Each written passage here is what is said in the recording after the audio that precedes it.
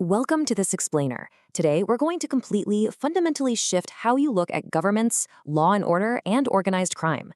We usually tend to think there's this stark, thick line separating the legitimate, formal state from criminal enterprises. But what if that line isn't just blurred? What if, in huge parts of the world, it literally doesn't even exist? Today, we are diving into a fascinating and, honestly, slightly terrifying perspective on how power actually works in the shadows. So let's kick things off with a pretty massive paradigm shift from the historian Charles Tilly.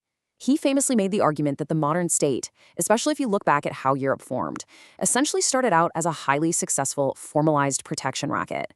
Think about it. States extracted wealth in the form of taxes from the people they controlled, and in return, they basically promised to keep other plunderers away.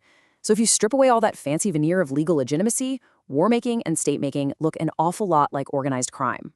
Okay, to really understand how criminal groups mirror states, we first have to nail down what a legitimate state actually is. Traditionally, political scientists focus on this idea of domestic sovereignty. If you think about your own town, the crucial thing is that the state has to hold an absolute monopoly on the legitimate use of violence within that specific area.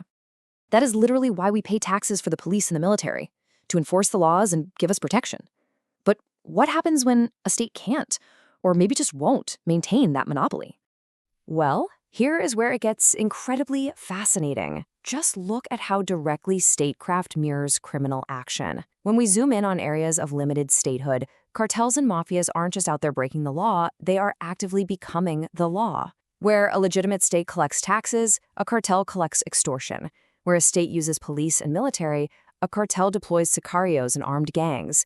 They are essentially providing the exact same utility, protection, and dispute resolution. They're just doing it through illicit means. And this perfectly illustrates what researchers call the fragmentation of sovereignty. When a government drops the ball and fails to maintain that monopoly on violence, or even just fails to provide basic trust in everyday economic transactions, a massive void opens up. And as we all know, nature absolutely abhors a vacuum. Rival enterprises, whether we're talking about local gangs, militias, or massive cartels, step right in to substitute monopolies of their own. Suddenly, sovereignty becomes divided, and it becomes fiercely contested. Which brings us to a really complex dynamic known as criminal insurgency. Now, I'm not talking about your traditional old-school rebellion where guys try to storm the Capitol building or wave a revolutionary flag around. Not at all. Instead, these criminal groups use highly targeted violence, deep-seated corruption, and really sophisticated information operations to fundamentally transform local power structures. What they're doing is establishing neo-feudal governance, securing total economic dominance while quietly hollowing out the actual state from the inside. And look, this kind of takeover doesn't just happen overnight. It's kind of like a playbook that evolves through distinct steps. They almost always start out with simple predatory capitalism, right? Smuggling, extortion, the basics.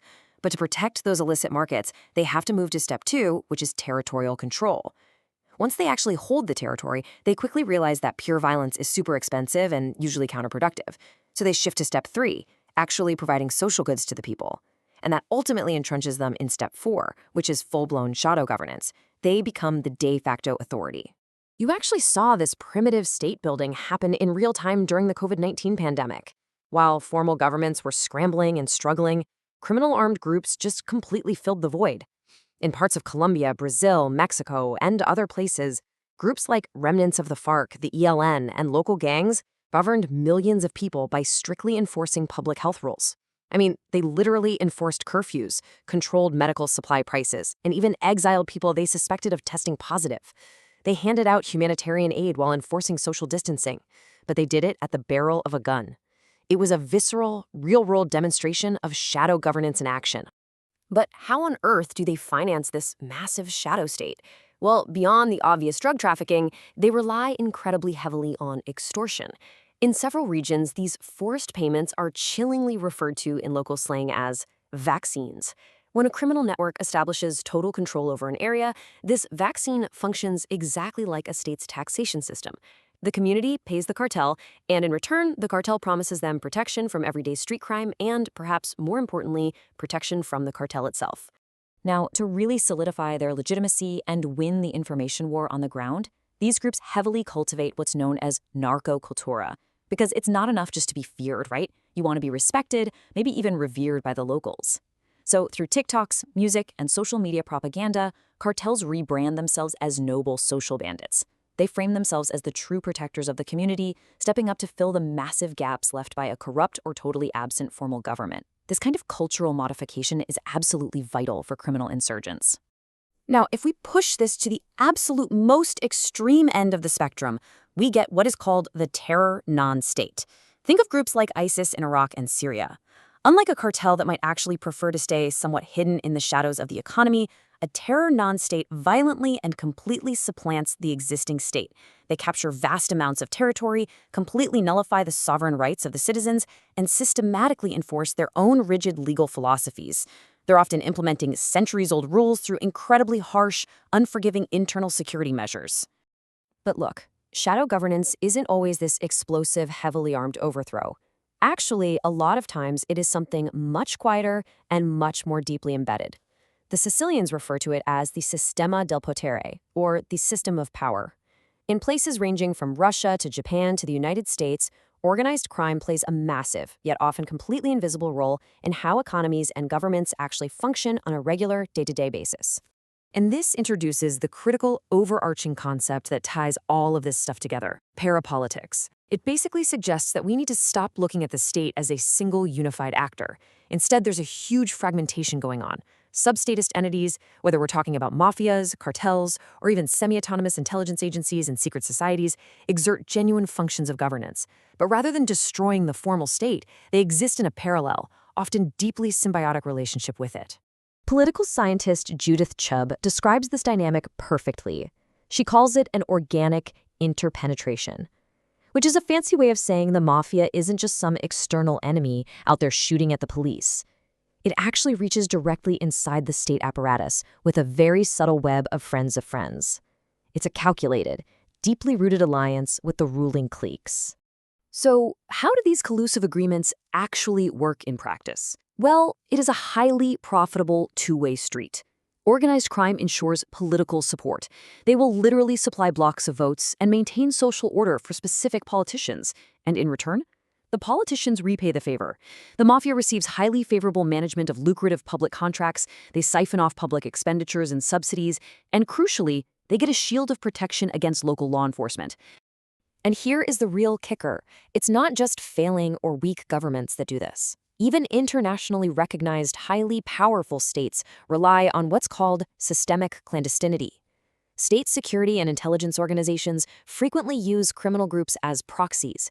We've seen historical examples of this everywhere, like the CIA's past liaisons with drug lords in Southeast Asia, or the American Mafia, or the use of paramilitaries for counterinsurgency in Colombia. States intentionally manage that barrier between crime and non-crime, using illicit networks to fight wars or manage conflicts entirely off the official books. But, and this is a really big but, we have to be very careful not to view these criminal networks as just simple puppets of the state. Despite all this collusion we just talked about, the mafioso or the cartel boss maintains an entirely independent, absolutely autonomous power base. Their legitimacy doesn't come from a rigged election, it comes from their proven ability to provide trust, enforce contracts, and deliver violent dispute resolution in illicit markets where the formal state simply has zero jurisdiction. They are autonomous actors, negotiating with the state. They aren't just serving it.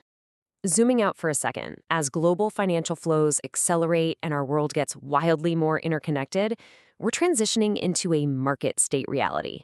The sheer scale of the global parallel economy, we're talking drugs, weapons, human trafficking, gives these transnational criminal networks tremendous leverage and insane competitive advantages.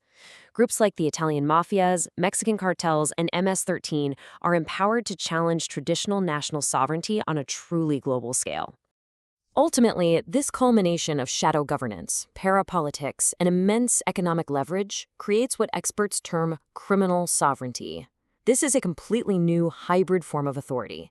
Sure, it's criminal because it depends entirely on illegal trade and subverts democratic processes, but it holds genuine attributes of sovereignty. These networks control physical territory and hold undeniable veto power within established, recognized nations. Which leaves us with a pretty massive final question to chew on.